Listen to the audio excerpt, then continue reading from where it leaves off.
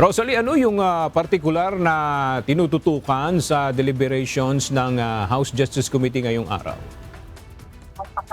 Aga katatapos lang ng deliberasyon nitong House Justice Committee kung saan ang pangunahing agenda sa pagpupulong ay tukuyin kung may sufficient grounds ba o sapat na batayan para ipagpatuloy ang proseso ng impeachment laban kay Vice President Sara Duterte. Pagkatapos nga ito na magsumite yung kampo ng Vice Presidente ng answer ad cautelam o answer with caution na itinuturing ng mga complainants na non-answer dahilan para hindi na rin sila tumugon dito o sagutin yung sinagot ng Vice Presidente sa mga aligasyon laban sa kanya. Giit ni House Justice Committee Chairperson at Batangas 2nd District Representative Jervy Luistro, kung mabibigat ang mga paratang, dapat matitibay din ang mga sagot. Pakinggan natin ang pahayag ng House Justice Panel Chairperson.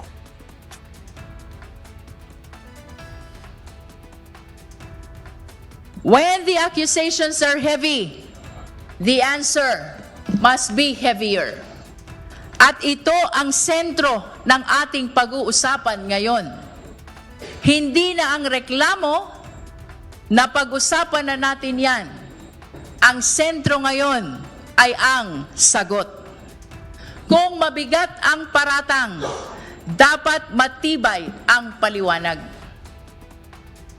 Nilinaw naman ng House Panel Chairperson, hindi pa ito ang paglilitis. We are here for one question. Isang tanong lang.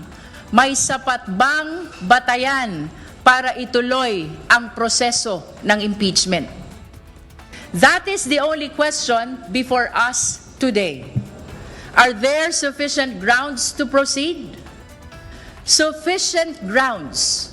That is the question. Wala nang iba. Let us be clear. Today is not about judgment. Today is about justification. Pagkatapos naman ng manifestation ng ilang House Justice Panel members kaugnay nung answer ad cautelam o ginawang tugon ng kampo ng Vice Presidente sa mga reklamong impeachment, nagbotohan ng mga ito at natukoy nga ng House Justice Panel na may sufficient grounds ang ikatlo at ikaapat na reklamo laban kay Vice President Duterte.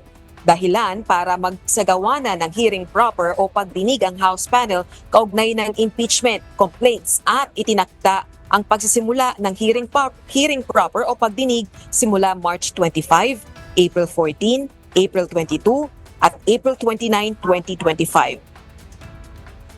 Matatandaan natin aga na nagbigay na ng authority itong House Plenary sa House Justice Committee para makapagsagawa o ipagpatuloy yung impeachment proceedings kahit na nakareses ang Kongreso. Dahil ngayong araw yung huling sesyon sa plenaryo ng Kamara bago mag-recess itong Kamara o itong Kongreso. Balik sa iyo, Aga.